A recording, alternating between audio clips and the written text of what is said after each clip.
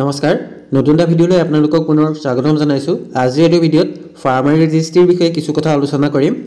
বহুতে কমেন্ট কৰি সুধি আছিল যে নিজে কৰিব পাৰিবনে নোৱাৰে, নিজে কিদৰে কৰিব পাৰিব বা দেউতাকৰ নামটো জমাবন্দীত থাকিলে হ'বনে নহয়, কেৱল যোৰহাট ডিষ্ট্ৰিক্টতহে ফাৰ্মাৰ ৰেজিষ্ট্ৰিৰ বাবে অনলাইন আবেদন হৈছে নেকি, এনেকুৱা ধৰণৰ প্ৰশ্ন উত্তৰখিনি দিবলৈ চেষ্টা কৰিম। ভিডিঅ'টো আপোনালোকে আৰম্ভণিৰ পৰা শেষলৈকে চাই থাকিব আৰু যিসকলে অলৰেডি কৰিছে তেওঁলোকে নিজৰ ষ্টেটাছটো কিদৰে ঘৰতে বহি চেক কৰিব পাৰিব সেইটো আপোনালোকক দেখুৱাই দিম।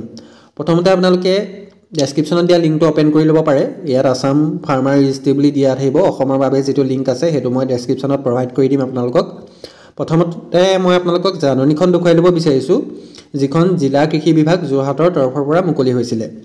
কেৱল যোৰহাটৰ তৰফৰ পৰা মুকলি হৈছে বুলি এনেকুৱা নহয় যে কেৱল যোৰহাটৰ ব্যক্তিসকল বা যোৰহাটৰ কৃষকসকলৰ বাবেহে এখন জাননী।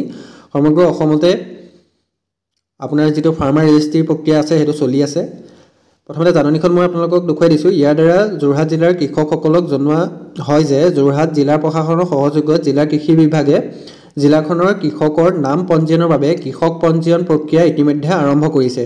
এই কৃষক পঞ্জীয়ন কাৰ্যসূচী যোৰহাট জিলাৰ কৃষি বিষয়াৰ কাৰ্যালয়, তিতাবৰস্থিত কৃষি মহকুমা বিভাগ কাৰ্যালয়ৰ প্ৰতিটো উন্নয়ন খণ্ড অৰ্থাৎ ব্লক কাৰ্যালয় লগতে পঞ্চায়তত পঞ্জীয়ন কেন্দ্ৰ স্থাপন কৰি কৃষকসকলে নিজৰ নাম পঞ্জীয়ন কৰিব পাৰিব। অৰ্থাৎ আপোনাৰ ব্লক হওক, পঞ্চায়ত হওক, কৃষি বিষয়া কাৰ্যালয় হওক, তাত আপোনালোকৰ কিছুমান পঞ্জীয়ন চেণ্টাৰ বহোৱা হৈছে। সেই চেণ্টাৰসমূহত গৈ পেলাই আপোনালোকে যিটো ফাৰ্মাৰ ৰেজিষ্ট্ৰি আছে সেইটো কৰিব পাৰিব। প্ৰথম পৰ্যায়টো আৰম্ভ হৈছে 9 ডিচেম্বৰৰ পৰা, দ্বিতীয় পৰ্যায়টো 16 ডিচেম্বৰৰ পৰা, তৃতীয় পৰ্যায়টো বৰ্তমান চলি আছে 1 জানুৱাৰীৰ পৰা 15 জানুৱাৰীলৈকে চলিব। তাৰপাছত এনেকুৱা নহয় যে 15 জানুৱাৰীৰ পাছত আপোনালোকে কৰিব নোৱাৰিব, তাৰপাছতো আপোনালোকে কৰিব পাৰিব। কৃষকসকলে নিজৰ নাম পঞ্জীয়নৰ বাবে তলত উল্লেখিত নথি পত্ৰ লগত অনাটো বাধ্যতামূলক। ইয়াত আপোনালোকে লৈ যাব লাগিব নিজৰ আধাৰ কাৰ্ড, অৰ্থাৎ যিজনৰ নামত কৃষক ৰেজিষ্ট্ৰেশ্যন কৰিম বুলি ভাবিছে তেওঁ নিজৰ আধাৰ কাৰ্ডটো লৈ যাব লাগিব, লগতে আধাৰ লিংক থকা মোবাইল নাম্বাৰটো, তাৰপাছত নিজৰ নাম থকা জমাবন্দী। ইয়াত নিজৰ নাম থকা জমাবন্দী বহুতে কৈছে যে দেউতাৰ নামত আছে মাটি, মই কৰিব পাৰিম নে নোৱাৰিম, তেনেকুৱাও আপোনালোকে পাৰিব। যিহেতু দেউতাক জীয়াই থাকিলে নিজৰ নামত আপোনালোকৰ নামজাৰি নহয়, সেইবাবে যদি আপুনি নিজে পাই আছে তেনেক্ষেত্ৰত যদি আপোনাৰ দেউতাৰ নামটো আছে তেনেক্ষেত্ৰত আপোনালোকে কৰিব পাৰিব। যদি আপোনালোকৰ দেউতা ঢুকাইছে তেনেক্ষেত্ৰত যদি নামজাৰি হোৱা নাই তেনেহ'লে অতি সোনকালে নামজাৰিটো কৰাই ল'ব।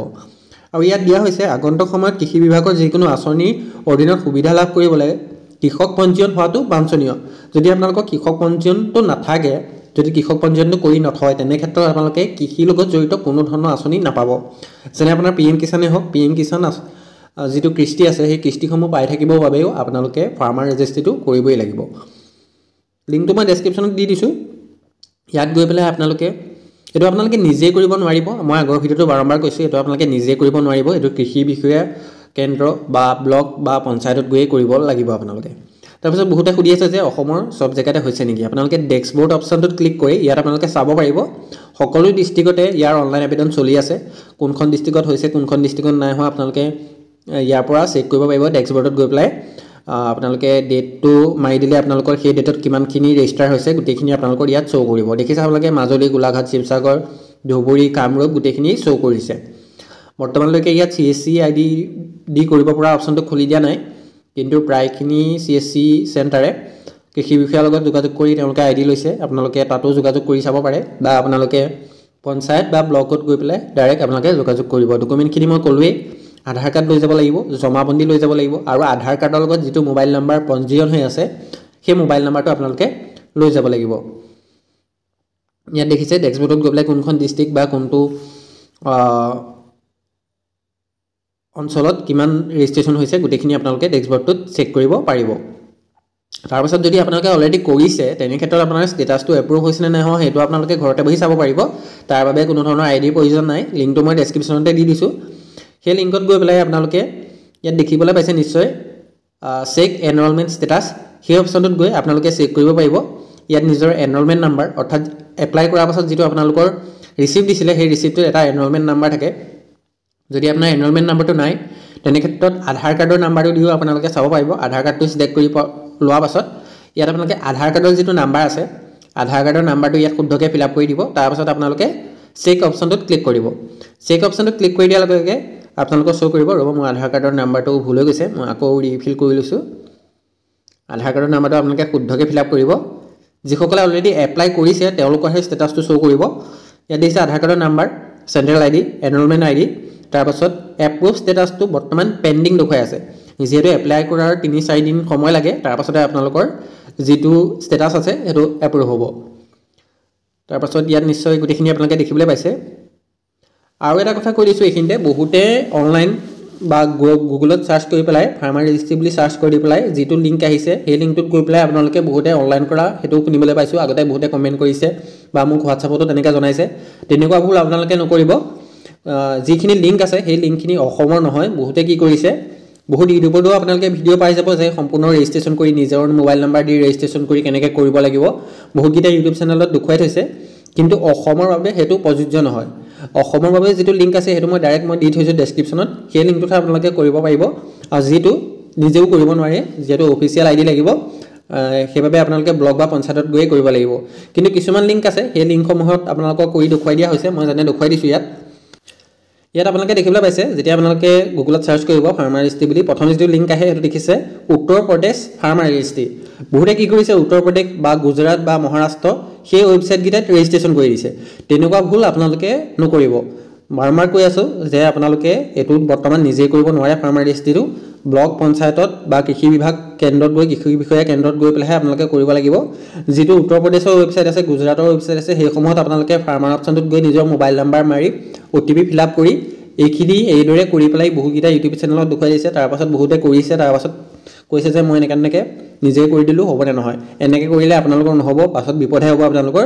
যিহেতু আপুনি যদি এবাৰ বেলেগ এটা ৱেবছাইটত ৰেজিষ্টাৰ কৰি দিয়ে, পাছত আপোনালোকৰ নহ'বও পাৰে।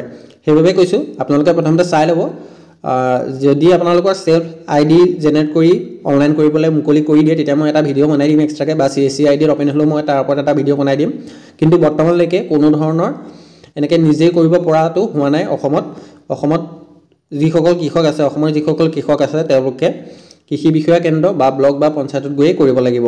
আপোনালোকে বেলেগ ৱেবছাইটত গৈ গুজৰাট, মহাৰাষ্ট্ৰ বা UP তেনেকুৱা ধৰণৰ ষ্টেটসমূহৰ ৱেবছাইটত গৈ আপোনালোকে নিজে ফাৰ্মাৰ অপশ্যনটোত গৈ ৰেজিষ্ট্ৰেশ্যন কৰি অনলাইন নকৰিব। তেনেকুৱা ভুল আপোনালোকে ভুলতো নকৰিব। আজি ভিডিঅ'টো ইমান আছিল। ভিডিঅ'টো চাই যদি অলপ উপকৃত হৈছে, চেনেলটো ছাবস্ক্ৰাইব কৰিবলৈ নাপাহৰিব। লগতে মই আগৰ ভিডিঅ'টোত অফিচিয়েল আইডি এটাৰ পৰা কেনেকৈ আপোনালোকে কৰিব পাৰিব, আপোনালোকে প্ৰচেছটো মই দেখুৱাই দিছিলোঁ, কি ডকুমেণ্ট লাগে। কিন্তু আপোনালোকে নিজে নোৱাৰিব, মই সেইটো বাৰম্বাৰ কৈ আছোঁ। বহুতে কমেণ্ট কৰি তাৰপাছতো সুধি থাকে যে আইডি ক'ত পাম, আইডিও আপোনালোকে নাপায় তেনেকৈ অনলাইন। আপোনালোকে কৃষি বিষয়া কেন্দ্ৰত, কৃষি বিভাগ কেন্দ্ৰত আপোনালোকে যোগাযোগ কৰিব, তেওঁলোকে আপোনালোকক সকলো তথ্য বুজাই দি দিব। মই আগৰ ভিডিঅ'টোত আপোনালোকক দেখুৱাই দিছিলোঁ কিদৰে আপোনালোকে ৰেজিষ্ট্ৰেশ্যন কৰিব লাগিব, কি কথা, কেনেকৈ ডকুমেণ্ট আপলোড কৰিব লাগে বা ছাৰ্ভে নাম্বাৰ কি ফিল আপ কৰিব লাগে। আগৰ ভিডিঅ'টো আপোনালোকে এবাৰ চাই ল'ব পাৰে। কৃষক ফাৰ্মাৰ ৰেজিষ্ট্ৰিৰ ওপৰত যদি নেক্সট কিবা আপডেট থাকে, তেনেহ'লে মই পুনৰ আকৌ এটা ভিডিঅ' বনাই দি দিম। আৰু যিসকলে PM কিষাণ আঁচনি পাই আছে তেওঁলোকে অতি সোনকালে যিটো ফাৰ্মাৰ ৰেজিষ্ট্ৰি আছে সেইটো আপোনালোকে কৰি ৰাখক, কাৰণ পৰৱৰ্তী সময়ত PM কিষাণত ফাৰ্মাৰ ৰেজিষ্ট্ৰিটো বিচাৰিব। এইবাবে কৈছোঁ আপোনালোকে যিমান পাৰে সোনকালে নিজৰ ফাৰ্মাৰ ৰেজিষ্ট্ৰিটো কৰি ৰাখিব। ধন্যবাদ। আজি ভিডিঅ'টো ইমান আছিল। ভিডিঅ'টো চাই যদি অলপ হ'লেও উপকৃত হৈছে, চেনেলটো ছাবস্ক্ৰাইব কৰিবলৈ নাপাহৰিব।